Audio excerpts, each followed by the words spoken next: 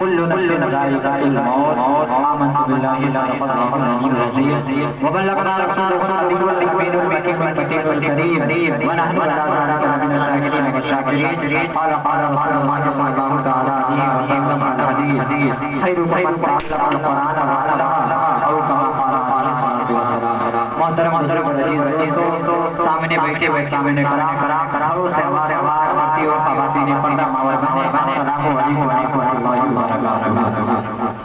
خطبہ مسلمہ کے بعد میں نے جس آیت کریمہ کا تلاوت کرنے کا شرف حاصل کیا اس آیت کریمہ کے روشنی ڈالنے سے پہلے آپ کو مل کر نہایت ہی حقیقت و محبت کے ساتھ محمد خدیم رحمان والے آقا بے سہارا بے قصو کا بے بسو کا جناب احمد مصطفیٰ محمد مصطفیٰ صلی اللہ تعالیٰ علیہ وسلم کے بارگاہ رسالت میں آپ اور ہم اپنے نہایت ہی حقیقت و محبت کے ساتھ درود شریف کا نذرانہ پیش کریں. پڑھیے درود شریف اللہم صلی علی سیدنا و شفیعنا حبیبنا نبینا مولانا محمد بارک وسلم صلو علیہ وسلم یا رسول اللہ صلی اللہ علیہ وسلم. سیدی سرکار عالم فرماتے ہیں چمک چمک سے پاتے ہیں سب پانے والے، چمک چمک سے پاتے ہیں سب پانے والے، میرا دل بھی چمکانے والے اور برستا نہیں ابرے رحمت، برستا نہیں ابرے رحمت بدوں پر بھی برسانے والے اور تو زندہ ہے والا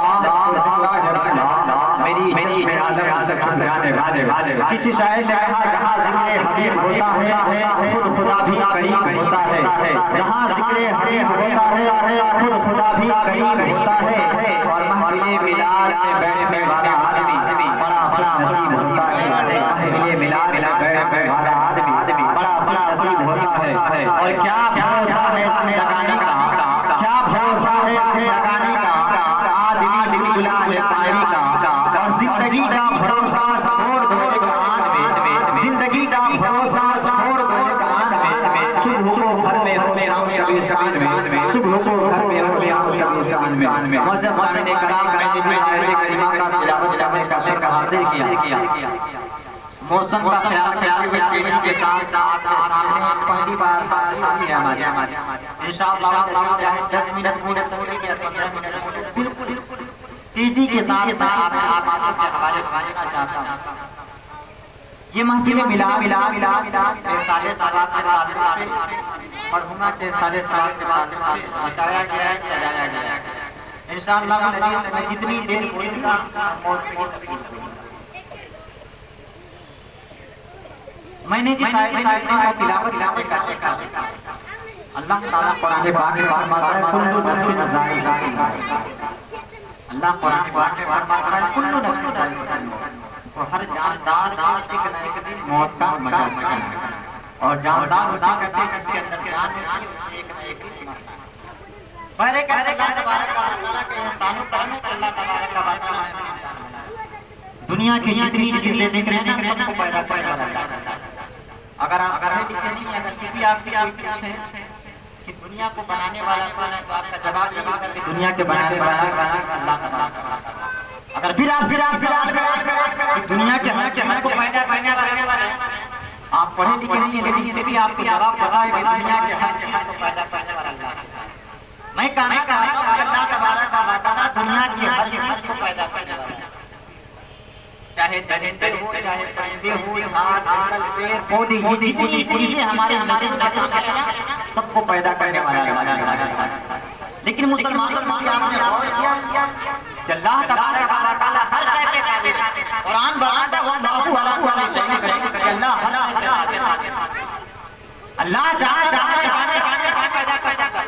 دنیا میں جتنی چیزیں سب کو پیدا کرنے والا اللہ کی ذات ہے. جانور کو پیدا کرنے والا اللہ کی ذات ہے، درندوں کو پیدا کرنے والا اللہ کی ذات ہے، پرندوں کو پیدا کرنے والا اللہ کی ذات ہے. میں آپ کو بتانا چاہتا ہوں اللہ ہر شے پہ قادر تھا. اللہ چاہتا تھا انسان کو جانور پیدا کر سکتا تھا. اللہ چاہتا تھا پرندے کسی میں پیدا کر سکتا تھا. اللہ چاہتا تھا ہوا اور سمندر کسی میں پیدا کر سکتا تھا. لیکن اللہ کے احسان دیکھو مسلمانوں، اللہ تعالیٰ نے جانور کی شکل میں پیدا نہیں کیا. اللہ تعالیٰ نے ہمیں پرندے اور پرندے کی شکل میں پیدا نہیں کیا. اللہ تعالیٰ نے ہمیں ہار جملے پودے کو پیدا نہیں کیا، بلکہ اللہ تعالیٰ نے خاص انسان کے اللہ تعالیٰ نے انسان سبحان اللہ. یہ اللہ کا احسان و کرم ہے کہ اللہ تعالیٰ نے مجھے انسان بنایا. اگر جانور کر سکتا تھا یہ اللہ کا. اللہ ہر شے پہ قادر. اللہ چاہتا جانور بنا سکتا تھا لیکن اللہ تعالیٰ نے مجھے جانور نہیں بنایا بلکہ انسان بنایا. اور اللہ تعالیٰ نے مجھے میرے اوپر اتنا احسان کیا کہ انسان بنانے کے بعد اللہ تبارک و تعالیٰ نے مجھے کیسا انسان بنایا. غور کرنے کی بات ہے معلوم.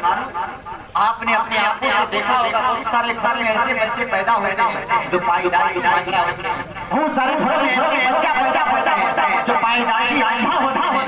بہت سارے گھروں میں ایسے بچے پیدا ہوتے ہیں جو پائیداری مانگنا ہوتا ہے. بہت سارے گھروں میں ایسے بچے پیدا ہوتے ہیں جو پائیداری بہرا ہوتا ہے. اور کرو معلوم اللہ تعالیٰ نے آپ کو آنکھاں بھرا کر پیدا نہیں کیا. اللہ تعالیٰ نے آپ کو جھگڑا بنا کر پیدا نہیں کیا. اللہ تعالیٰ نے آپ کو دولہا بنا کر پیدا نہیں کیا. اللہ تعالیٰ نے آپ کو بھرا بنا کر پیدا نہیں کیا. اللہ تعالیٰ نے آپ کو بولنے کی صلاحیت دیا. اللہ تعالیٰ نے آپ کو دیکھنے کی صلاحیت دیا. اللہ تعالیٰ نے آپ کو چلنے کی صلاحیت دیا. یہ تمام چیزیں اللہ تبارک و تعالیٰ کے احسان و کرم. یہ تمام چیزیں اللہ کا احسان ہے. اللہ تعالیٰ نے پاؤں سے نوازا. اللہ تعالیٰ نے آنکھ سے نوازا. اللہ تعالیٰ نے کان سے نوازا. یہ تمام چیزیں اللہ تبارک و تعالیٰ کے احسان و کرم. اب یہ اللہ کا احسان ہے کہ اللہ تعالیٰ نے مجھے ہر چیز سے نوازا. اللہ تعالیٰ نے مجھے ہر چیز سے نوازا. اور اللہ تعالیٰ نے قرآن پاک میں فرمایا کل نفس ذائقۃ الموت کہ ہر جاندار مزہ چکھنا ہے. اللہ کے بارے میں اللہ تعالیٰ علیہ وسلم فرماتے ہیں کہ سب سے اچھا مسلمان وہ ہوتا ہے جو مرنے سے پہلے کی تیاری مرنے سے پہلے مرنے کی تیاری کرتا ہے. ایک شاعر ہے کہتا ہے کہ سبھی کچھ ہو رہا ہے اس ترقی کے زمانے میں. سبھی کچھ ہو رہا ہے اس ترقی کے زمانے میں مگر کیا غضب آدمی ہے جو انسان نہیں. آج بہت سارے لوگ کے اندر یہ پائی جاتی ہے. اگر آج ہمارا مشن یہ ہمارا کوشش یہ ہوتی ہے کہ اگر آج ہمارے رات کے کھانے کا انتظام ہو گیا ہے نا تو انسان کل صبح کے ناشتے میں کیا کرنا ہے. انسان کل صبح کا ناشتہ کا تیاری کر لیتا ہے. کل دوپہر کے انسان کو کیا کھانا ہے. کل دوپہر کے لنچ آج ہی تیاری کر لیتا ہے کہ کل دوپہر میں ہمیں کیا کھانا ہے. کل رات کے ڈنر کو کیا کھانا ہے آج ہی تیاری کر لیتا ہے. میں کہنا چاہتا ہوں مسلمانوں کل کے ناشتے کا انتظام پہلے کر لیتے ہو. کل کا لنچ کا انتظام کھانے کا انتظام تم پہلے کر لیتے ہو. کل کا ڈنر رات کا انتظام تم پہلے کر لیتے ہو. اگر پوچھا جائے تو کھانے کا انتظام پہلے کیوں کرتے ہو تو تمہارا جواب یہ ہوگا اگر کھانے کا انتظام نہیں کریں گے تو کل کھائیں گے کیا. میں پوچھوں گا دوپہر کا لنچ کا انتظام آج پہلے تیاری کیا کر لیتے ہو تو تمہارا جواب یہ ہوگا اگر دوپہر کا لنچ کا تیاری نہیں کریں گے تو دوپہر میں کل کھانا کیا کھائیں گے. رات کی تیاری نہیں کریں گے تو رات کھانے میں میں کیا کھاؤں گا. میں کہنا چاہ رہا ہوں اللہ کے سب سے بہتر انسان وہ ہوتا ہے. سب سے اچھا انسان وہ ہوتا ہے جو موت کی تیاری پہلے کرتا ہے مرنے سے پہلے کرتا ہے. لیکن انسان کی کوشش کیا ہوتی ہے کھانا کیا ہے. انسان کھانے کی کوشش کرتا ہے. کل دوپہر کی کوشش کرتا ہے لیکن انسان مرنے کی کوشش نہیں کرتا ہے. انسان یہ بھول جاتا ہے کہ ہمیں مرنا ہے. لیکن کام کھول کے سنو مسلمانوں یہ دنیا چمکیلوں کی دنیا ہے. یہ دنیا چمکیلوں کی دنیا ہے. دنیا سے ہمیں بھی جانا ہے اور آپ کو جانا ہے. مرنے سے پہلے کی تیاری کرو ورنہ جب مرو گے نا اللہ تبارک و تعالیٰ کی بارگاہ میں جب جاؤ گے اور اللہ تبارک و تعالیٰ تم سے پوچھے گا دنیا میں ہر چیز سے نوازا بتا تم نے دنیا میں میرے لیے کیا کیا. مسلمانوں کیا جواب دو گے. آج بہت سارے لوگوں کا کوشش یہ ہوتی ہے کہ ہم دولت کمانے میں کامیاب ہو جائیں گے. مسلمانوں کامیابی دولت سے نہیں ملتی ہے. بہت سارے لوگ کہتے ہیں مکان کھا لیے کامیابی حاصل ہو گئی. بہت سارے لوگ سوچتے ہیں اچھا کھا لیے کامیابی حاصل ہو گئی. کان کھول کے سنو مسلمانوں اچھا کھا لینے سے کامیابی حاصل نہیں ہوتی ہے. اچھا پہن لینے سے کامیابی حاصل نہیں ہوتی ہے. اچھا کھانا لینے سے کامیابی حاصل نہیں ہوتی ہے. کامیابی کب حاصل ہوتی ہے جب اللہ اور اللہ کے رسول کے راستے پہ زندگی گزر جائے وہی کامیاب ہو. دولت کمانے کی وجہ سے اپنی زندگی کو برباد مت کرو. شہرت کمانے کی وجہ سے اپنی زندگی کو برباد مت کرو. دولت حاصل کرنا چاہتے ہیں قرآن سے پوچھو دولت سے عزت ملتی ہے یا کیا چیز سے عزت ملتی ہے. قرآن میں اللہ تبارک و تعالیٰ ارشاد فرماتا ہے وَتَعِزُّ مَن تَشَاءُ وَتُذِلُّ مَن تَشَاءُ بِيَدِكَ الْخَيْرُ إِنَّكَ عَلَىٰ كُلِّ شَيْءٍ قَدِيرٌ. اللہ تبارک و تعالیٰ عزت کا مالک ہے. اللہ چاہے تو کوئی عزت دے سکتا ہے اور اللہ چاہے تو بڑے دار کو ذلیل کر سکتا ہے. اس لیے مسلمانوں ذلیل ہونا کوئی عیب کی بات نہیں ہے بلکہ اللہ اور اللہ کے رسول سے دور ہو جانا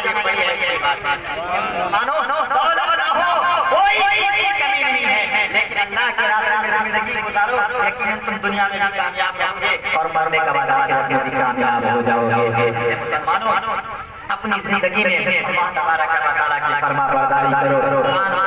مسلمان میں آپ کو آپ کی باری کرتے ہیں، بہت سارے لوگ نماز پڑھتے ہیں، ان نمازی سے میں آپ نماز کیوں پڑھتے ہیں؟ تو ہر نمازی کی خواہش ہوتی ہے کہیں گے مولانا اگر میں نماز نہیں پڑھوں گا تو جنت کیسے ملے گی؟ میں کہوں گا آپ قرآن کی تلاوت کیوں کرتے ہیں؟ جواب یہ ہے مولانا اگر ہم قرآن کی تلاوت نہیں کریں گے تو جنت کہاں سے مل سکتی ہے؟ میں کہوں گا آپ دن رات عبادت کرتے ہیں، آپ عبادت کرتے کیا کرنا چاہتے ہیں؟ تو جواب یہی ہوگا مولانا اگر ہم عبادت نہیں کریں گے تو ہمیں جنت کیسے ملے گی؟ لیکن میں کہنا چاہتا ہوں مسلمانوں سوچتے ہو جنت کی عبادت سے مل جائے گی؟ نہیں، اگر تم سوچتے ہو نماز پڑھنے سے جنت مل جائے گی؟ نہیں، اگر جاننا چاہتے ہو جنت کب ملتی ہے تو اللہ تعالیٰ کے قرآن سے پوچھو۔ اللہ تعالیٰ قرآن میں فرماتا ہے قل ان کنتم تحبون اللہ فاتبعونی یحببکم اللہ۔ اللہ فرماتا ہے سنو اگر چاہتے ہو مرنے کے بعد جنت تمہیں ملے تو سب سے پہلے اپنے ماں باپ کو راضی کرو، جنت تمہاری قدم ہے۔ انسان کی کوشش ہوتی ہے نماز پڑھیں گے جنت ملے گی، لیکن انسان کیا سمجھتا ہے؟ یہ کبھی حدیث نہیں پڑھا میرے اوپر فرماتے اور اللہ تبارک و تعالیٰ جنت کہیں اور نہیں رکھا ہے، اللہ تعالیٰ جنت ماں کے تلووں کے نیچے رکھا ہے، جنت ماں کے تلووں کے نیچے ہوتی ہے۔ اور انسان یہ سوچتا ہے کہ نماز پڑھیں گے جنت مل جائے گی، عبادت کریں گے جنت مل جائے گی۔ مسلمانوں عبادت کرنے سے اللہ خوش ہوتا ہے، لیکن اللہ کس سے خوش ہوتا ہے؟ اگر عبادت کرنے والا اللہ خوش کرتا ہے تو اللہ اپنا ہے۔ میرے حضور فرماتے ہیں رضا اللہ رضا والے سخط اللہ میرے حضور فرماتے ہیں اللہ اس سے خوش ہوتا ہے جس سے اس کے ماں باپ خوش ہوتے ہیں، اللہ اس سے خوش ہوتا ہے۔ اگر ماں کو ناراض کرے زندگی نماز پڑھ لو کبھی نماز نہیں ہو سکتی ہے۔ علامہ اقبال کا نام آپ نے سنا ہوگا، علامہ اقبال فرماتے ہیں کہ محمد سے وفا پانے تو ہم تیرے ہیں، کہ محمد سے وفا پانے تو ہم تیرے ہیں، یہ جہاں چیز ہے کیا قلم تیرے، یہ جہاں چیز ہے کیا قلم تیرے۔ مصطفیٰ جان رحمت سے محبت نہیں اور ماں سے محبت نہیں کبھی کامیاب نہیں ہو سکتی۔ رگڑ کے پیشانی تم مر جاؤ لیکن اللہ کے رسول اگر ناراض ہے اور ماں ناراض ہے کبھی تمہیں جنت نہیں مل سکتی۔ جنت کی خوشبو سے بھی محروم رہو گے، جنت کی خوشبو سے تمہارے جانے نہیں مل سکتی۔ جنت حاصل کرنے کے لیے ماں کو خوش رکھنا پڑ رہا ہے، جنت حاصل کرنے کے لیے رسول کو خوش رکھنا پڑتا ہے۔ اللہ تعالیٰ اس لیے قرآن میں فرماتا ہے قل ان کنتم تحبون اللہ فاتبعونی یحببکم اللہ۔ اللہ فرماتا ہے میرے بندے یا اے میری بندی اگر مجھے راضی کرنا چاہتے ہیں اللہ پتہ بتاتا ہے۔ اگر کوئی بندہ پوچھے اللہ راضی کب ہوتا ہے؟ کیا میری نماز سے راضی ہوتا ہے؟ کیا میری تلاوت سے راضی ہوتا ہے؟ کیا میری عبادت کرنے سے راضی ہوتا ہے؟ جب بندہ پوچھے گا اللہ سے اللہ راضی کب ہوتا ہے تو اللہ قرآن پاک میں فرماتا ہے قل ان کنتم تحبون اللہ۔ اے میرے بندے یا اے میری بندی اگر مجھے راضی کرنا چاہتے ہو نا میرے رسول کو راضی کرو، مدینے کے رسول کو راضی کرو، مدینے کے رسول کو راضی کرو کہ میں راضی ہو جاؤں گا۔ ہم مسلمان مدینے کے رسول کے دربار میں چلے، مدینے کے رسول کے بارگاہ میں چلے، اس نبی کی بارگاہ میں چلے جس نبی کے نام پہ درود پڑتا ہے، اس نبی کے بارگاہ میں چلے جس نبی کے نام پہ سلام پڑتا ہے، اس نبی کے بارگاہ میں چلے جس نبی کا نام کا کلمہ پڑتا ہے، اور اس نبی کے بارگاہ میں جانے کے بعد عرض کرے کہ میں اللہ کو راضی کرنے کے لیے نماز پڑھ رہا تھا، میں اللہ کو راضی کرنے کے لیے عبادت کر رہا تھا، لیکن میں اللہ سے جب پوچھا اللہ تو میری عبادت سے راضی ہو جاتا ہے، اللہ میری نمازوں سے راضی ہو جاتا ہے، اللہ میری تلاوت سے راضی ہو جاتا ہے۔ اللہ نے کہا نہیں، ہم تیری نماز سے راضی نہیں ہو سکتے ہیں، ہم تیری عبادت سے راضی نہیں ہو سکتے ہیں۔ پھر میں نے اللہ سے پوچھا اللہ راضی کب ہوتا ہے؟ اللہ نے کہا پہلے میرے محبوب کو راضی کیا جائے، لہٰذا سب آپ بارگاہ میں آئے ہیں اس کو آپ بتائیے کیا برابر ہوتے ہیں۔ میرے حضور نے فرمایا آج سے 1450 برس پہلے میرے حضور نے فرمایا اے مسلمانوں اگر مجھے راضی کرنا چاہتے ہو رضا اللہ رضا الوالد سخط اللہ فی سخط الوالد۔ اے میرے بندے اے میرے چاہنے والوں اگر مجھے راضی کرنا چاہتے ہو تو گھر چلے جاؤ، ماں کو راضی رکھو، میں راضی ہو جاؤں گا، اور جب میں راضی ہو جاؤں گا اللہ تبارک و تعالیٰ راضی ہو جائے گا۔ یہ مسلمانوں سب سے پہلے ماں کو راضی رکھو، ماں کو راضی رکھو۔ ماں ایک ایسی دولت ہے نا، ماں کی دولت ہم کب سمجھ پاتے ہیں جب ماں چلی جاتی ہے دنیا سے، تب ماں کی قدر ہمیں سمجھ میں آتا ہے۔ یہ تمام چیزیں آج ملا ہے نا، اس کی قدر کو ہم نہیں جانتے ہیں۔ اگر کسی پاؤں کی قیمت کو جاننا چاہتے ہیں کسی لنگڑے سے پوچھیے پاؤں کیا چیز ہوتی ہے، اگر آنکھ کی قیمت جاننا چاہتے ہیں کسی اندھے سے پوچھیے آنکھ کیا چیز ہوتی ہے، اگر کان کی قیمت جاننا چاہتے ہیں کسی بہرے سے پوچھیے کان کیا چیز ہوتی ہے. اگر زبان کی قیمت جانتے ہیں, جاننا چاہتے ہیں کہ کسی گونگے سے پوچھے کہ زبان کیا چیز ہوتی ہے, تب آپ کو بتائے گا. ہر اندھے کی خواہش ہوتی ہے کہ دنیا کی کوئی چیز ملے یا نہ ملے, خالی آنکھ میں روشنی چلی آئے کہ میں دنیا کو دیکھ لوں. ہر بندے کی خواہش ہوتی ہے دنیا کی کوئی چیز ملے یا نہ ملے, لیکن سننے کی صلاحیت چلی آئے میں اس کا زندگی گزار سکتا ہوں. ہر لڑکے کی خواہش ہوتی ہے دنیا میں دولت ملے یا نہ ملے, لیکن اللہ تعالیٰ مجھے چلنے کی صلاحیت دے دے. یہ سب سے بڑی دولت ہے. قیمت تب سمجھ میں آتی ہے جب ہمارے پاس چیز موجود نہیں ہوتی ہے, تب اس کی قیمت سمجھ میں آتی ہے. اس لیے مسلمانوں بہت خوش نصیب وہ مسلمان ہوتے ہیں جن کی ماں حیا ہے, جن کا باپ حیا ہے اور اپنے ماں باپ کو راضی رکھتے ہیں. ورنہ کتابوں میں آتا ہے اگر ماں ناراض ہوتی ہے اور انتقال کر جاتی ہے, اور انتقال کر جانے کے بعد بچہ کروڑوں روپے لٹا دے اللہ کے نام پہ, پھر بھی ماں کبھی خوش نہیں ہو سکتی ہے. میرے وجود کا مقام میں بتاتا ہوں. میرے وجود کے تمام نبی کہیں جس کے بارے میں سیدی سرکار اعلیٰ حضرت قلم اٹھاتے ہیں نا, تو قلم اٹھانے کے بعد لکھتے ہیں سب سے اعلیٰ ہمارا. کیا لکھتے ہیں؟ سب سے اعلیٰ ہمارا نبی, سب سے بالا ہمارا نبی, سارے اونچوں میں اونچا سمجھیے جسے ہے, اس اونچوں سے اونچا ہمارا نبی, سارے اچھے میں اچھا سمجھیے جسے ہے, اس اچھوں سے اچھا ہمارا نبی. سب چمک والے اجلوں میں چمکا کیے, اندھے شیشوں میں چمکا ہمارا نبی. بڑے خوشی کی بات ہے. ہم جس نبی کا کلمہ پڑھتے ہیں نا, وہ نبی نہیں بلکہ تمام نبی کا امام ہے. تمام نبی کا امام ہے. نبی دنیا میں کم و بیش 1,24,000 پیغمبر آئے ہیں, لیکن 1,24,000 پیغمبر میں اگر سب سے بڑا مرتبہ اور سب سے افضل مرتبہ اور سب سے اونچا مقام اگر کسی نبی کو ملا ہے, ہمارے نبی کے علاوہ مقام نہیں ہے. ہمارے نبی نہیں تھے بلکہ نبی کا امام تھے. دنیا میں آدم نبی تھے لیکن ہمارے نبی سے افضل نہیں تھے. دنیا میں نوح نبی تھے لیکن ہمارے نبی سے افضل نہیں تھے. اس لیے سیدی سرکار اعلیٰ حضرت فرماتے ہیں سب سے اعلیٰ والا, سب سے بالا والا, سارے میں اچھا کہیے جسے ہے, اس اچھے سے اچھا ہمارا نبی. بڑے نصیب ہم مسلمان ہیں, بڑے نصیب مسلمان ہیں کہ ہمیں وہ نبی ملا ہے, وہ نبی ملا ہے جس نبی کے امت میں پیدا ہونے کے لیے نبیوں نے دعا کی. کتابوں میں آتا ہے کہ حضرت موسیٰ علیہ السلام اللہ کے نبی تھے, اور کیسا نبی تھے؟ کلیم اللہ سے اللہ سے بات کرتے ہیں, اللہ سے کوئی جا کے بات کرتے ہیں. لیکن جب میرے نبی کے بارے میں سنتے ہیں نا, تو موسیٰ نبی ہونے کے بعد اللہ کی بارگاہ میں دعا کرتے ہیں, پروردگار مجھے موسیٰ نبی بنا کر نہیں بلکہ محمد کو امتی بنا کر پیدا کر, محمد کا امتی بنا کر پیدا کر. ہمارے نبی دنیا میں سب سے آخر میں آئے, دنیا میں سب سے آخر میں آئے. آدم دنیا میں سب سے پہلے آئے ہیں, لیکن جب ہم مریں گے نا, اور مرنے کے بعد جب میدان محشر میں حاضر ہوں گے, کتابوں میں آتا ہے کہ تمام امتی اور تمام نبی جمع ہوں گے. نفسی کا عالم ہوگا. ہر آدم کے پہلے آئے کہ آدم دنیا میں پہلے آئے کہ آدم کے قوم دنیا سے پہلے گئی ہے اور آدم کے قوم جنت میں بھی پہلے جائے گی. لیکن کتابوں میں آتا ہے کہ آدم کے قوم کو جنت میں جانے سے روک دیا جائے گا. نوح کے قوم یہ سوچے گی کہ ہم دنیا میں پہلے آئے ہیں, جنت میں بھی پہلے جائیں گے. لیکن کتابوں میں آتا ہے کہ نوح علیہ السلام کے قوم کو روک دیا جائے گا. یہاں تک کہ کم و بیش 1,24,000 پیغمبر ہوں گے, اور 1,24,000 پیغمبر کی امتی وہاں نفسی کا عالم میں ہوگی. اور ہر امت یہ سوچتی ہوگی کہ دنیا میں ہم پہلے گئے تھے, جنت میں ہم پہلے جائیں گے. ہر امت کے دل میں خواہش ہوگی کہ دنیا میں ہم پہلے گئے تھے, جنت میں ہم پہلے جائیں گے. کتابوں میں آتا ہے کہ آدم کے چاہنے والے آدم کے بارگاہ میں جائیں گے اور کہیں گے آدم آپ دنیا کا پہلے نبی ہیں, اللہ کے بارگاہ میں فریاد کیجیے کہ اللہ مجھے جنت عطا کرے. آدم کا جواب ہوگا اذهبوا الى غیری, میں کچھ نہیں کر سکتا تو کسی دوسرے نبی کے پاس چلے جاؤ. کتابوں میں آتا ہے کہ آدم کے بعد نوح علیہ السلام کے پاس جائیں گے.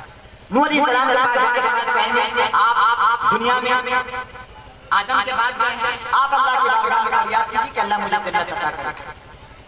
نوح علیہ السلام کا بھی جواب ہوا کہ اذهبوا الى غیری, کچھ نہیں کر سکتا تو کسی دوسرے نبی کے پاس چلے جاؤ. کتابوں میں کرتے کرتے امت حضرت عیسیٰ علیہ السلام کے بارگاہ میں پہنچے گی. 1,24,000 کے پہلے 1,24,000 پیغمبر کا سامنا, 1,24,000 پیغمبر کے بارگاہ سے جانے کے بعد ہر ایک پیغمبر کا جواب اذهبوا الى غیری, میں کچھ نہیں کر سکتا کسی دوسرے کے پاس چلا جاؤ.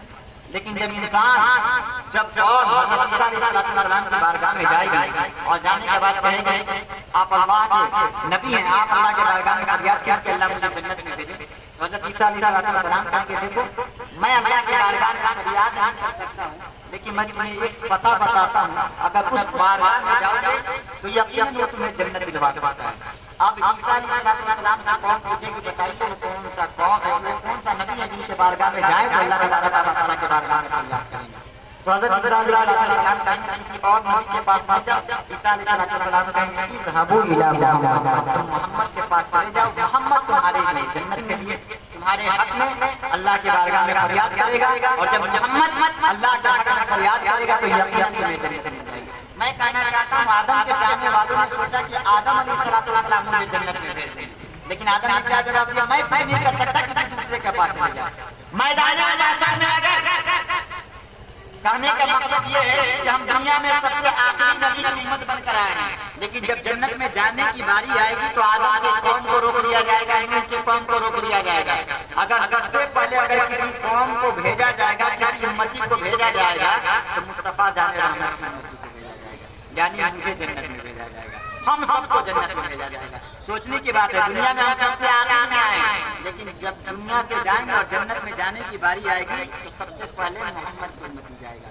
بڑے خوش نصیب کی بات ہے، ہمارے نبی آخری نبی بن کر آئے، لیکن ہمارے نبی جنت میں جب بھیجیں گے تو سب سے پہلے ہمیں جنت میں بھیجیں گے۔ اس لیے مسلمانوں بڑے خوش نصیبی کی بات ہے کہ اللہ تعالیٰ نے مجھے وہ نبی دیا جو نبی نہیں بلکہ تمام نبیوں کا امام ہے۔ نبی بہت آئے ہیں لیکن ہمارے نبی کی طرح کسی نبی کا معجزہ کبھی آپ نے سنا؟ ہمارے نبی تو وہ نبی ہے اگر اشارہ کر دے تو چاند دو ٹکڑا ہو جائے، ہمارا نبی تو وہ نبی ہے اگر اشارہ کر دے تو ڈوبا ہوا سورج واپس لوٹ کر چلا ہے۔ میرے نبی تو وہ نبی ہے اگر اشارہ کر دے تو درخت اکھڑ کر میرے حضور کے بارگاہ میں آ جائے اور آ جانے کے بعد میرے حضور کی گواہی پیش کر دے۔ آپ نے ابو جہل کا نام سنا ہوگا نا؟ ابو جہل صلی اللہ علیہ وسلم کا چچا لگتا تھا لیکن ایمان نہیں لایا تھا۔ حضور نے بار بار کہا اے میرے چچا ایمان لے کر چلے آئے۔ ابو جہل بار بار یہی کہتا تھا بھتیجا تم اللہ کے نبی نہیں ہو، اللہ کے نبی نہیں ہو۔ حضور صلی اللہ علیہ وسلم نے کہا کہ میں ایسی کون سی چیز کر دوں گا جس سے آپ اللہ کے نبی مانیں؟ اللہ کے نبی ماننے کے لیے اگر کوئی چیز دیکھنا چاہتے ہو تو آپ کہا لیجیے، اگر میں ثبوت نہ دے تو آپ کہیے گا کہ جھوٹا نبی ہے۔ ابو جہل کہتا ہے چلو ٹھیک ہے لیکن تمہارا میں امتحان لوں گا۔ کتابوں میں آتا ہے کہ ایک بار کی بات ہے کہ ابو جہل اپنے ہاتھ میں کنکری کو لیتا ہے، آپ نے سنا ہوگا یہ مشہور واقعہ ہے۔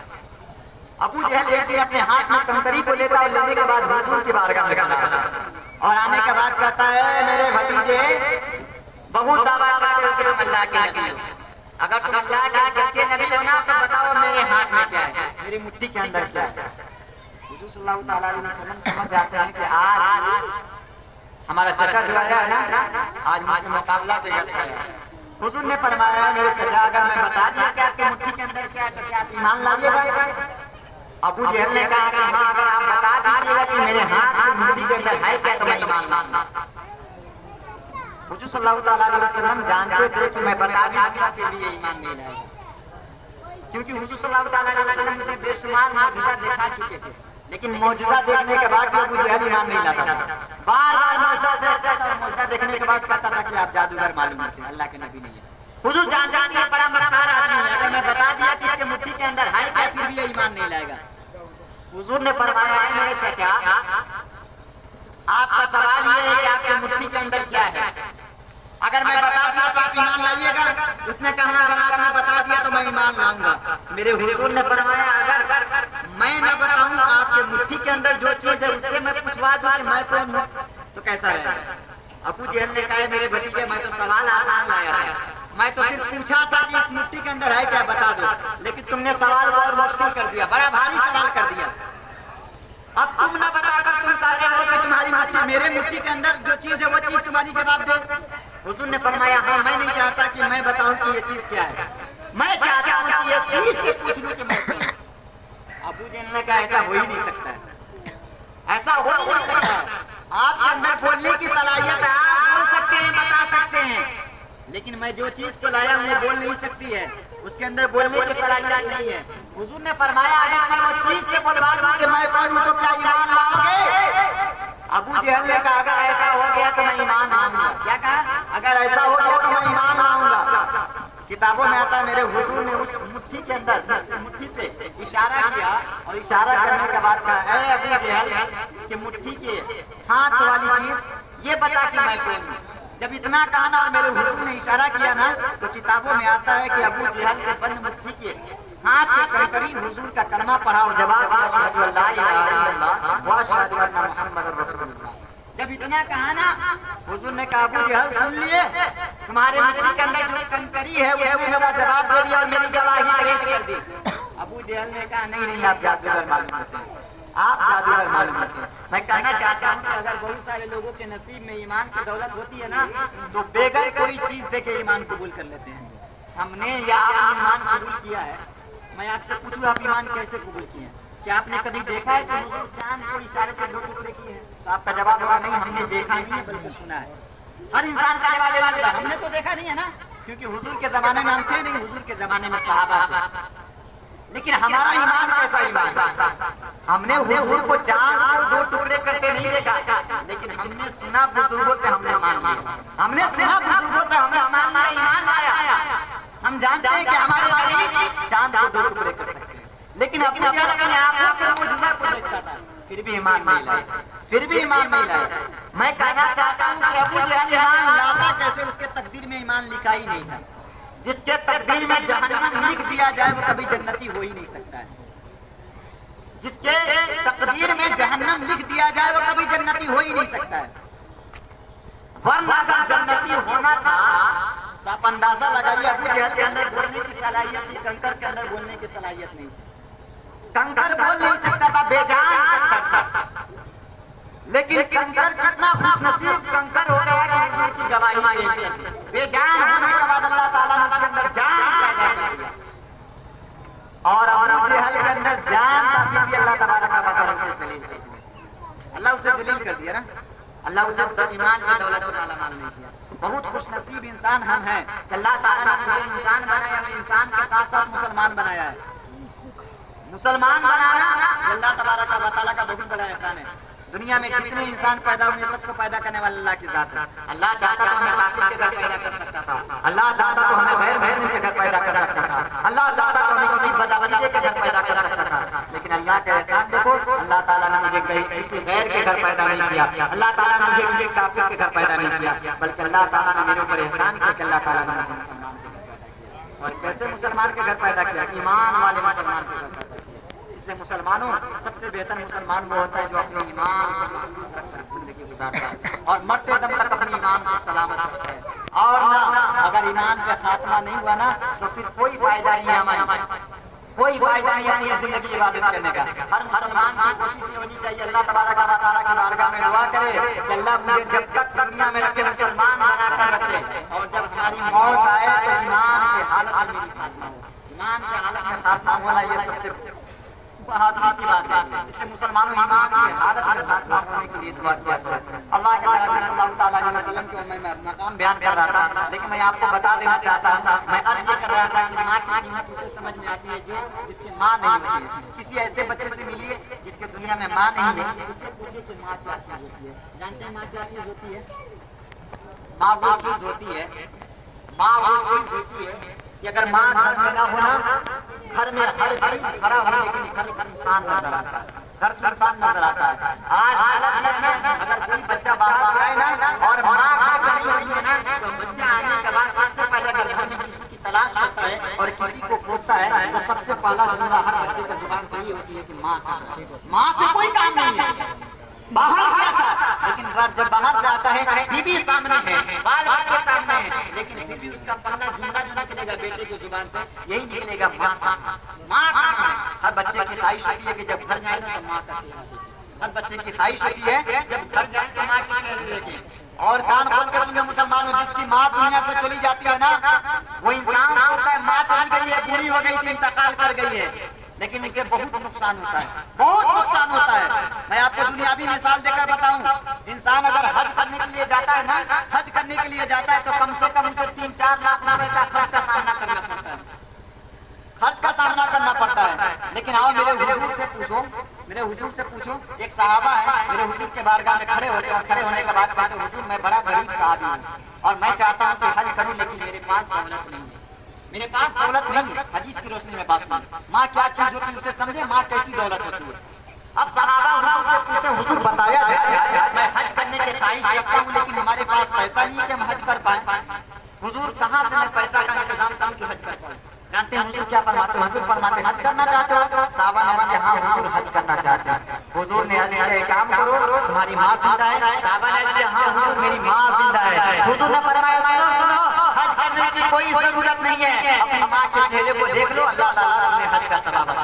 सुभान अल्लाह। अब एक साहबा खड़े होते हैं, एक साहबा खड़े होते हैं, कहते हैं हुजूर क्या माँ को देख लेने से एक हज मकबूल की सवाब मिल जाती है? हुजूर ने फरमाया हाँ, अगर कोई इंसान एक बार अपनी माँ को मोहब्बत की नजर से देखता है, अल्लाह ताला उसके हज की मकबूल सवाब उसके नामे अमाल में लिख देता है। एक साहबा कहते हैं हुजूर अगर कोई इंसान अपने माँ के चेहरे को 2 बार देखे, तो हुजूर फरमाते हैं अगर कोई इंसान अपने माँ के चेहरे को 2 बार देखेगा तो अल्लाह तबारक व तआला बड़ा मेहरबान है, रहीम है, अल्लाह तबारक व तआला उसके नामे अमाल में 2 हज का सवाब लिख देगा। इसी तरह दूसरे साहबा खड़े हो गए, हुजूर अगर कोई इंसान अपनी माँ की 3 बार चेहरे की ज़ियारत करे, मेरे हुजूर ने फरमाया अल्लाह रहमान है, अल्लाह रहीम है, अगर कोई इंसान अपने माँ की 3 बार चेहरे की ज़ियारत करेगा अल्लाह ताला उसे 3 हज मकबूल का सवाब अता करेगा। अब साहबा ने इसके हुजूर अगर कोई इंसान अपनी माँ के चेहरे की 10 बार ज़ियारत करे, हुजूर ने फरमाया हाँ अगर कोई इंसान अपने माँ के चेहरे की 10 बार ज़ियारत करे अल्लाह ताला करेगा। अंदाजा लगाने की बात है, एक हाजी हज करने के लिए जा रहा, 3-4 लाख रुपए का सामना करना पड़ रहा और 3-4 लाख रुपए खर्च करके आने के बाद भी उस हाजी को ये यकीन नहीं होता है कि हमारी हज कबूल है। कोई जानता है हम नमाज पढ़ते हैं, नमाज पढ़ने के बाद हमें मालूम है कि हमारी नमाज कबूल हो रही है नहीं, फिर भी हम नमाज पढ़ते हैं। एक हाजी हज करके आता है, कोई सर्टिफिकेट नहीं पता हाजी के पास कि हज कबूल हो गया, लेकिन इस पे सर्टिफिकेट है, इस पे सर्टिफिकेट माना जाएगा। मेरे हुजूर ने फरमाया अगर किसी इंसान ने अपने माँ के चेहरे को मोहब्बत की नजर से देख लिया तो एक मकबूल हज का सवाब अता हो जाता है। तो पता ये चला हाजी हज करके आए उसके हज में शक हो सकती है, लेकिन अगर कोई इंसान अपने माँ के चेहरे की ज़ियारत करे उसके हज में कभी शक नहीं होगा। तो पता ये चला हज की दौलत कब मिलेगी? माँ जिंदा होगी तब ना माँ के चेहरे की ज़ियारत करेंगे, अगर माँ जिंदा ही नहीं तो फिर हज का सवाब से महरूम रह जाएंगे। बड़ा खुश नसीब वो बच्चा होता है, बड़ा नसीब वो बेटा होता है जिसकी माँ जिंदा होती है। जब बेटा अपना माँ को मुस्कुरा कर देखता है, मोहब्बत भरी नजर से देखता है, अल्लाह तबारक व तआला उसके नामे अमाल में हज का सवाब लिखते जाता है। और हर कामयाब बच्चा, कामयाबी बच्चे को तब मिलती है, सबसे पहले बच्चे की कामयाबी में अगर बच्चे की कामयाबी का राज जानना चाहते हैं बच्चे से पूछिए बेटा तुम कामयाब क्यों हो गए, तो हर बच्चे की कामयाबी का राज यही होता है, बच्चा यही कहेगा कि हमारे माँ ने बहुत मुशक्कत के साथ मुझे पढ़ाया, हमारे बाप ने बड़े मुशक्कत और मेहनत के साथ मुझे पढ़ाया। हर कामयाब इंसान के लिए उसके माँ बाप की बात होती है। अगर यही कामयाब इंसान दुनिया से चले जाते हैं ना तो बच्चे को बहुत तकलीफ होती है, बच्चे को काफी परेशानी होती है। मेरे हुजूर के बारगाह में सहाबा जाते हैं और अपने बेटे को लेकर जाते हैं और कहते हैं हुजूर ये मेरा बेटा है। क्या कहते हैं? हुजूर ये मेरा। हुजूर ने फरमाया उसके सर पे हाथ रखो। साहबा ने इस बच्चे के सर पे हाथ रखते हैं और रखने के बाद हुजूर ने फरमाया उस बच्चे से पूछो कि दुनिया का ताकतवर इंसान कौन है। जब वो सहाबा अपने बच्चे के सरों पे हाथ को रखते हैं और रखने के बाद अपने बेटे से पूछते हैं मेरे बेटे बता दुनिया में सबसे ताकतवर इंसान कौन है? बेटा ने जवाब दिया अब्बा जान मैं हूँ। हुजूर ने फरमाया काम करो उसके सरों से अपने हाथ को हटा लो। साहबा ने अपने बच्चे के सरों से हाथ को हटाया और हटाने के बाद हुले फरमाया अब पूछो दुनिया का सबसे कमजोर इंसान कौन है? जब उस बच्चे से पूछा गया तो बच्चा ने कहा अब्बा जान दुनिया का सबसे कमजोर इंसान है। जब इतना कहना था ना साहबा परेशान हो गए, हुजूर जब तक हम अपने बच्चे के सरों पे हाथ रखते थे मेरा बेटा का कहना ये था कि दुनिया का ताकतवर इंसान मैं हूं, लेकिन जब हम अपने बच्चे के सरों से हाथ को हटा दिया मेरा बेटा कह रहा है कि दुनिया के कमजोर इंसान मैं हूं। हुजूर ने फरमाया जानना चाहता हूं बच्चों से पूछो कि पहले ताकतवर कैसे थे अब कमजोर क्यों हो गए? साहबा ने कहा मेरे बेटे तुमने पहले कहा दुनिया के ताकतवर इंसान मैं हूं, आपने क्यों कहा? बेटे ने जवाब दिया अब्बू जान जब मैं कहा था कि दुनिया की ताकतवर इंसान मैं हूं उस वक्त आपके हाथ हमारे सर पे थी, लग ऐसा रहा था कि दुनिया की ताकत हमारे साथ है, लेकिन जब मैं कहा कि मैं कमजोर हूं उस वक्त आपका हाथ हमारे सर से हट चुका था, लग ऐसा रहा था कि दुनिया की ताकत खत्म। मुसलमानों बाप जब तक जिंदा होता है तब तक बेटे के अंदर ताकत पावर होती है।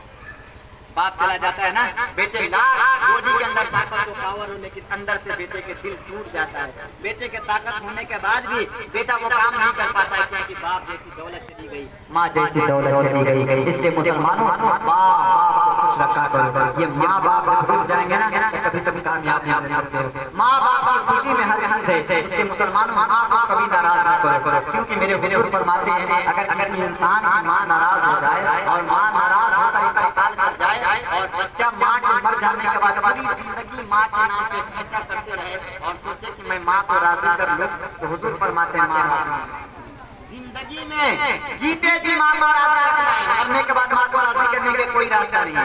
जिंदगी में जो बेटा माँ को राजी रखेगा वही बेटा मरने के बाद माँ के नाम पे सारे सवाब करेगा, वरना माँ मर गई है और माँ को नाराज करके सोचता आज होता ही है। माँ भी बुरी हो जाती है, ज़ईफ हो जाती है, तो बेटा जवान है ना, खून के गर्मी की वजह से माँ कहती बेटा दवा लेकर चले आना, तो बेटा के पास बहाना हो जाता है। बेटा कह रहा माँ मेरे पास पैसा नहीं है, किसी और भाई साहब मंगवा लीजिएगा।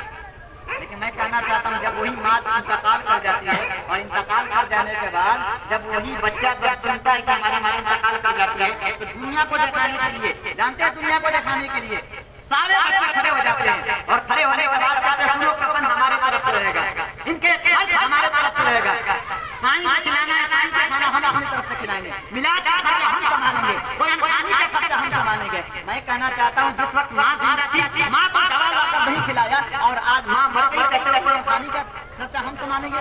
आज कहते हो इसके ऊपर जितनी पैसा लगेगी कफन के खर्चा हम संभालेंगे। मुसलमानों जब माँ के ऊपर दौलत लुटानी थी तुमने माँ पर दौलत नहीं लुटाया, कभी कामयाबी नहीं मिल सकती है। जब माँ जिंदा थी माँ को दवा की जरूरत थी, तुमने दवा नहीं दिया, आज कहते हैं कुरान खानी कराएंगे माँ राजी हो जाए, कभी राजी नहीं हो सकती है। इसलिए मुसलमानों माँ की जीते जी माँ को राजी रखो, माँ तो जीते जी अगर राजी रख लोगे ना दुनिया में भी कामयाब रहोगे और मरने के बाद आखिरत में भी कामयाब रहोगे। माँ की दुआ कैसी दुआ होती है? अगर बच्चे वलायत के मकाम पे पहुंचते हैं, अगर कोई बच्चा वली भी बनता है ना माँ की दुआ की वजह से बनता है, माँ की दुआ की वजह से बनता है। कभी आपने नहीं सुना होगा कि किसी वली की माँ किसी वली से नाराज है, किसी वली की माँ किसी वली से नाराज है। इंसान उस वक्त तक वली नहीं बन सकता जब तक उसके माँ बाप उससे राजी नहीं हो। बहुत बड़े वली का मैं बयान कर दूं, बहुत बड़े वली का मैं तस्करा बयान कर दूं और मैं बता दूं कि बच्चा वली कब बनता है। एक बहुत बड़े बुजुर्ग गुजरे हैं जिसका दुनिया में किताबों में नाम हज़रत बायज़ीद बुस्तामी अलैहिर्रहमतुल्लाह। हज़रत बायज़ीद बुस्तामी अलैहिर्रहमतुल्लाह कहते हैं कि मैं एक किताब का मुताला कर रहा था। मैं किताब का मुताला करते मैंने पढ़ा कि अल्लाह ताला ने इंसान के ऊपर दो चीज का हक लाज़िम किया। हज़रत बायज़ीद बुस्तामी अलैहिर्रहमतुल्लाह मैं किताब पढ़ रहा था, पहला हक है कि अल्लाह का हक अदा किया जाए और दूसरा हक ये था कि माँ बाप का हक अदा किया जाए। हज़रत बायज़ीद बुस्तामी अलैहिर्रहमतुल्लाह कहते हैं मैं सोचने लगा कि अल्लाह के हक को भी अदा करना है और माँ बाप के हक को भी अदा करना है। हज़रत बायज़ीद बुस्तामी अलैहिर्रहमतुल्लाह कहते हैं जब मैंने पढ़ा ना कि माँ के हक को भी अदा करना और अल्लाह के हक को भी अदा करना है, हज़रत बायज़ीद बुस्तामी अलैहिर्रहमतुल्लाह कहते हैं मैं सोचने लगा कि अगर अल्लाह के हक को अदा करूंगा तो माँ के हक में कमी आ जाएगी। अल्लाह के हक को अदा करने के लिए कुरान पढ़ना होगा, नमाज पढ़नी होगी, नमाज पढ़ेंगे तब अल्लाह का हक अदा होगा, इबादत करेंगे तब अल्लाह का हक अदा होगा। अगर हम अल्लाह के हक में लग जाएंगे तो माँ के हक में कमी आ जाएगी। हज़रत बायज़ीद बुस्तामी अलैहिर्रहमतुल्लाह कहते हैं मैं सोचने लगा जब अल्लाह को राज़ी करूं या माँ को राज़ी करूं, अल्लाह के हक को अदा करूं या माँ के हक को अदा करूं। हज़रत बायज़ीद बुस्तामी अलैहिर्रहमतुल्लाह कहते हैं मैं यही सोच रहा था कि अचानक मेरे दिल में ख्याल आया माँ के पास चलता हूँ, माँ से अपने हक को माफ करवा लेता हूँ। हज़रत बायज़ीद बुस्तामी अलैहिर्रहमतुल्लाह कहते हैं मैं अपने माँ के पास गया और माँ के पास जाने के बाद अपने दोनों हाथ को जोड़ा और जोड़ने के बाद मैंने कहा ऐ मेरी माँ तू जानती है अल्लाह ताला ने तुम्हारे ऊपर हक रखा है। माँ ने कहा बेटा बायज़ीद मैं जानता हूँ कि अल्लाह ताला ने हर इंसान के साथ हक रखा है। बेटा बायज़ीद बुस्तामी अलैहिर्रहमतुल्लाह कहते हैं माँ मैं चाहता हूँ अल्लाह के हक को, मैं चाहता हूँ कि अल्लाह को राज़ी करूँ तो अल्लाह के हक को अदा करना है, अगर मैं चाहता हूँ कि माँ को राज़ी करूँ तो माँ के हक को अदा करना है। माँ ये बता अगर मैं अल्लाह के हक को अदा करूंगा तो फिर मैं तेरे हक को अदा नहीं कर पाऊंगा सही, तेरे हक में कमी आ जाएगी। माँ ने कहा बेटा तू करना क्या चाहता है? बेटा बायज़ीद ने कहा माँ मैं चाहता हूँ कि अल्लाह के हक को अदा करूँ और अल्लाह को राज़ी कर लूँ और अल्लाह का नेक बंदा बन जाऊँ और अल्लाह तबारक व तआला की बारगाह में मैं वली बन जाऊँ। जब इतना माँ से कहा ना हज़रत बायज़ीद बुस्तामी अलैहिर्रहमतुल्लाह तो माँ ने कहा बेटा वली बनना चाहते हो? बेटा बायज़ीद ने कहा माँ वली बनना चाहता हूँ लेकिन वली बनने के लिए इबादत की जरूरत है, वली बनने के लिए नमाज़ों की जरूरत है, वली बनने के लिए अल्लाह की फरमा बरदारी की जरूरत है। लेकिन माँ मैं अगर फरमा बरदारी करूंगा तो मैं तेरी खिदमत से महरूम हो जाऊंगा। अगर मैं अल्लाह को राज़ी करने के लिए अल्लाह की इबादत करने के लिए अगर वक्त लगा दिया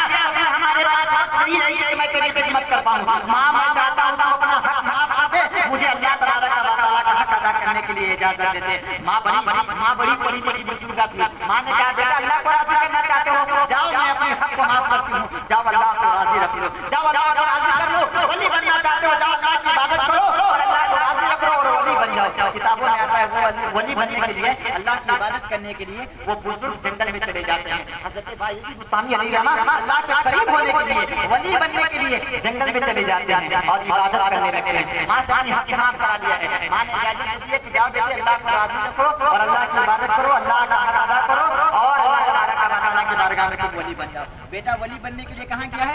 जंगल में गए हैं। हज़रत बायजीद बुस्तामी अलैहिर्रहमा जंगल में जाते हैं और इबादत करना शुरू करते हैं। किताबों में आता है हज़रत बायजीद बुस्तामी अलैहिर्रहमा एक दिन इबादत की, 2 दिन इबादत की, 1 महीने इबादत की, 2 महीने इबादत की, साल भर इबादत की। देखिए के साथ मैं आपको बताऊं, हज़रत बायजीद बुस्तामी अलैहिर्रहमा 1 साल इबादत की, 2 साल इबादत की, बल्कि किताबों में आता है हज़रत बायजीद बुस्तामी अलैहिर्रहमा मुसलसल 12 साल जंगल में इबादत करते रहे। रात को नमाज गुजारते थे, दिन में रोजे रखते थे और अगर भूख लगे पत्ते चबाकर अपनी भूख को खत्म कर लेते थे और 12 साल तक इबादत करते रह गए। किससे इबादत कर रहे थे? कि अल्लाह राजी हो जाए, अल्लाह का हक अदा हो जाए, अल्लाह मुझे वली बना दे। लेकिन किताबों में आता है बेटा बायजीद बुस्तामी अलैहिर्रहमा माँ से हक माफ कराने के बाद जंगल में गया और जंगल में जाने के बाद 12 साल इबादत किया, 12 साल इबादत किया और इबादत करने के बाद बायजीद बुस्तामी अलैहिर्रहमा कहते हैं कि 12 साल में इबादत कर लिया और इबादत करने के बाद अब मेरी दिल में ख्वाहिश हो रही थी कि माँ के चेहरे की ज़ियारत करूं। लेकिन माँ से हमने वादा किया था माँ मैं घर वापस तब आऊंगा जब वली बन जाऊंगा तब घर वापस आऊंगा। हज़रत बायजीद बुस्तामी अलैहिर्रहमा कहते हैं मैंने 12 साल जंगल में इबादत किया लेकिन वली नहीं बना था ना, इसलिए घर जाने की दिल नहीं कर रहा था। दिल में ख्याल ये था कि माँ को जाऊंगा तो क्या पता दूंगा। माँ से हमने वादा करके आया कि माँ मैं वली बनना चाहता हूँ, मैं अल्लाह को राज़ी करने के लिए मैं अल्लाह की इबादत करना चाहता हूँ। माँ ने अपना हक माफ कर दिया है, अब मुझे वली बनकर ही माँ के पास जाना है। लेकिन बायजीद बुस्तामी अलैहिर्रहमा कहते हैं एक बार मैं उसी गली उसी बाजार से गुजर रहा था, उसी रास्ते से गुजर रहा था, दिल में ख्याल पैदा हुआ कि क्यों ना माँ से मिल लूं। 12 साल के बाद उसी रास्ते से गुजर रहे, घर जाने का इरादा नहीं है, उस रास्ते से गुजर रहे थे, रात का आखिरी हिस्सा है। हज़रत बायजीद बुस्तामी अलैहिर्रहमा कहते हैं मेरे दिल में ख्याल पैदा हुआ इसी रास्ते के करीब में हमारी माँ का मकान है, क्यों ना अपने माँ से मुलाकात करूं। हज़रत बायजीद बुस्तामी अलैहिर्रहमा कहते हैं मैंने सोचा कि 12 साल गुजर गए हैं, हमारी माँ ज़ईफ़ हो गई है, तो ना माँ से मुलाकात कर लेता हूं। किताबों में आता है बायजीद बुस्तामी अलैहिर्रहमा रात के आखिरी हिस्से में अपने माँ के घर पे जाते हैं और दरवाजे पर जाने के बाद दरवाजे की कुंडी को पकड़ते हैं और सुनते क्या आवाज लगाए। जब आवाज लगाना चाहते हैं तो दिल में ख्याल पैदा होता है बेटा बायजीद ये क्या कर रहे हैं? 12 साल तक माँ की खिदमत नहीं की हो और 12 साल के बाद आ रहे हो माँ सो रही है, माँ को खाना चाहते हो। हज़रत बायजीद बुस्तामी अलैहिर्रहमा कहते हैं मेरे दिल में ख्याल आ जाएगा 12 साल हमने माँ की खिदमत नहीं की है और 12 साल के बाद मैं आ रहा हूँ और हमारी माँ सो रही है और मैं आधी रात को अपनी माँ को उठाऊं, उसकी नींद में खलल पैदा होगा, हमारी माँ की नींद खराब होगी। हज़रत बायजीद बुस्तामी अलैहिर्रहमा कहते हैं मैंने अपनी माँ को नहीं उठाया बल्कि सोचा कि माँ को सोने देते हैं, माँ को तकलीफ ना हो जाए। हज़रत बायजीद बुस्तामी अलैहिर्रहमा कहते हैं मैं पूरी रात दरवाजे पे बैठ के गुजार दिया। जब सुबह मेरी माँ बेदार हो जाएगी, जब सुबह मेरी माँ जग जाएगी तो जग जाने के बाद माँ से मुलाकात कर लूंगा। किताबों में आता है कि हज़रत बायजीद बुस्तामी अलैहिर्रहमा दरवाजे पे एक लगाने के बाद इसी तरह अपनी रात गुजारती है। जब सुबह का वक्त हुआ ना तो बायजीद बुस्तामी अलैहिर्रहमा के घर के नाले से पानी आने लगे। जब पानी को देखा ना तो हज़रत बायजीद बुस्तामी अलैहिर्रहमा कहते हैं मेरे दिल में ख्याल पैदा हुआ कि अब मेरी माँ जग गई है, अब मेरी माँ बेदार हो गई है, शायद मेरी माँ तहज्जुद के लिए वज़ू कर रही है, ये वज़ू का पानी है। हज़रत बायजीद बुस्तामी अलैहिर्रहमा कहते हैं मेरे दिल में ख्याल पैदा हुआ है अब माँ जग गई है, कहते हैं कि माँ से मुलाकात करूं और फिर जंगल में चला जाऊं, इबादत करूं ताकि अल्लाह को राज़ी कर लूं और वली बन जाऊं। बायजीद अलैहिर्रहमा दरवाजे के सामने खड़े होते हैं और होने के बाद दरवाजे को कुंडी को पकड़ते हैं और पकड़ने के बाद दरवाजा खटखटाते हैं। किताबों में आता है जो ही बायजीद अलैहिर्रहमा दरवाजा खटखटाते हैं, अंदर से आवाज आती है बेटा बायजीद जाओ अभी मैं दरवाजा खोलती हूँ। अभी इतना सुना था हज़रत बायजीद बुस्तामी अलैहिर्रहमा कहते हैं मेरी आंखों से आंसू जारी हो गई, मैं रोने लगा कि रात के आखिरी हिस्सा है, दरवाजा हमने खटखटाया है और हमारी माँ दरवाजे के अंदर है, लेकिन दरवाजे की आवाज से समझ रही है कि दरवाजा खटखटाने वाला कोई और नहीं बल्कि मेरा नफ्स जिगर बायजीद। अंदाजा लगाओ माँ क्या चीज होती है, दरवाजा खटखटाने की आवाज को सुनकर भी समझ जाती है कि मेरा कौन सा बेटा दरवाजा खटखटा रहा है। ये दुनिया में बायजीद बुस्तामी अलैहिर्रहमा का माँ का मर्तबा है और दुनिया में अल्लाह ताला ने माँ को ऐसा सलाहियत दिया है ना, आज भी अगर किसी माँ का 4 बेटे हो ना, 4 بیٹے ہوں، اگر ماں رات میں 10 بجے سوئی ہو، چادر اوڑھ کے سوئی ہو، اگر بڑا بیٹا ہے نا تو ماں قدم کی آواز سے سمجھ جاتی ہے کہ آنے والا میرا بڑا بیٹا ہے، آنے والا میرا بڑا بیٹا ہے۔ اس کے بعد پھر کوئی دوسرا بیٹا ہے، ماں جانتی ہے کہ آنے والا میرا اور بیٹا نہیں کرتی، میرا تیسرا نمبر والا بیٹا ہے۔ ماں کی کام کی سماعت کو اللہ تعالیٰ نے اتنا مضبوط رکھا ہے، اتنا مضبوط رکھا ہے نا کہ بیٹے کے ساتھ چلنے کی آواز کبھی نہ سمجھ جاتے کہ میرا کون سا بیٹا ہے۔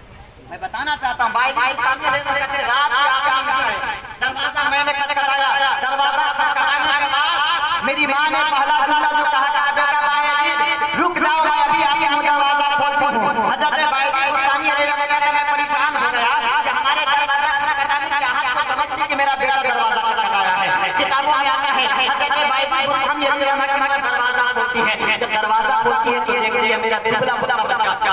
اسلامی علیہ وسلم 12 سال تک کتنی عبادت کرتا تھا کہ اللہ تبارک و تعالیٰ کے قرب حاصل ہو جائے، اللہ مجھے ولی بنا دے۔ لیکن کیا ہوا؟ عبادت 12 سال کی ہے لیکن ولی نہیں ہے۔ کتابوں میں آیا ہے بھائی اسلامی علیہ وسلم دروازہ کھولتی ہے، دروازہ کھولنے کے بعد کہتے ہیں بیٹا بھائی جنگل سے واپس آ کر کیا ولی بن گئے؟ بھائی اسلامی علیہ وسلم کہتے ہیں نہیں ماں ابھی تو ولی نہیں بنا ہوں، لیکن اور عبادت کروں گا، اور عبادت کرنے کے بعد میں ولی بن جاؤں گا۔ ماں کافی دیر ہو گئے تھے تیرے چہرے کی زیارت کیا ہوا، میں سوچ رہا تھا کیا چہرے کی زیارت کر لوں، اس کے بعد میں ولی بننے کے لیے چلا جاؤں گا۔ کتابوں میں آتا ہے ماں نے جب پوچھا بیٹا بھی ولی نہیں بنا ہو، بیٹا بھائی نے کہا نہیں ماں بھی میں ولی نہیں بنا ہوں۔ بھائی اسلامی علیہ وسلم ماں نے کہا بیٹا کیا کر کے جنگل میں ابھی تک ولی نہیں بنے؟ بھائی نے کہا ماں 12 سال سے عبادت نہیں کر رہا ہوں، بھوک لگتا ہے درخت کے پتے چبا کر عبادت کرتا ہوں تاکہ اللہ راضی ہو جائے، اللہ مجھے ولی بنا دے۔ ماں 12 سال عبادت کیا لیکن ولی نہیں بنا۔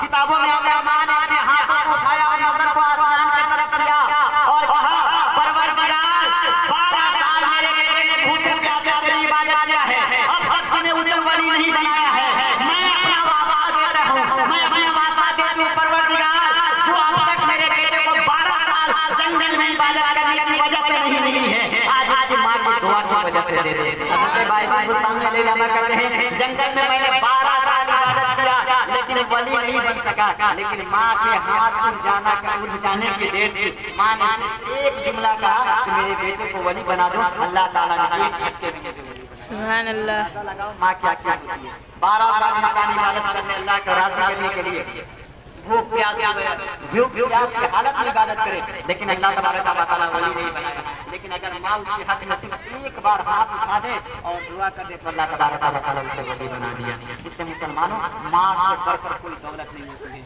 باپ سے بڑھ کر کوئی دولت نہیں ہوتی ہے۔ اس سے مسلمانوں ماں باپ کو راضی رکھا کرو۔ بہت نصیب انسان ہوتے ہیں تو ماں کو خوش رکھتے ہیں، باپ کو خوش رکھتے ہیں، یہ وہی دولت ہے جو تمہیں جنت تک پہنچا سکتی ہے۔ اگر یہ رک جائے نا تو دنیا کی کوئی چیز تمہیں دولت نہیں، تمہیں جنت تک نہیں پہنچا سکتی ہے۔ اگر جنت تک پہنچانے والی ذات ہے تو ماں کی ذات ہوتی ہے، باپ کی ذات ہوتی ہے۔ اس لیے مسلمانوں ہمیں کوشش کرنا ہے کہ اللہ کو راضی کرنا ہے نا تو سب سے پہلے ماں کو راضی رکھیں۔ اگر ماں باپ گھر کے خوش ہوں گے تو اللہ خوش ہوگا، اگر نہ خوش ہوں گے تو اللہ کبھی خوش نہیں ہو سکتا ہے۔ پوری زندگی نماز پڑھے، پوری زندگی عبادت کرے، لیکن ماں ناراض ہے نا تو ہماری عبادت کبھی قبول نہیں ہو سکتی۔ اس لیے اگر چاہتے ہیں کہ عبادت قبول ہو، نماز قبول ہو، ہماری تلاوت قبول ہو تو یقیناً ماں کو خوش رکھیں۔ ماں کو خوش رکھیں گے تو یقیناً ہماری عبادت قبول ہوگی، اور ماں خوش رہے گی اور ماں اللہ کی بارگاہ میں دعا کرے گی کہ میرے بیٹے نے مجھے خوش کیا ہے، پروردگار مرنے کے بعد میرے بیٹے کو خوش کر دینا تو یقیناً اللہ تبارک و تعالیٰ مرنے کے بعد مجھے بھی خوش کر دے گا۔ درود شریف اللہم صلی علی سیدنا و شفیعنا حبیبنا نبینا مولانا محمد بارک وسلم صلی اللہ علیہ وسلم علیہ یا رسول اللہ صلی اللہ علیہ وسلم۔ آئیے کے ساتھ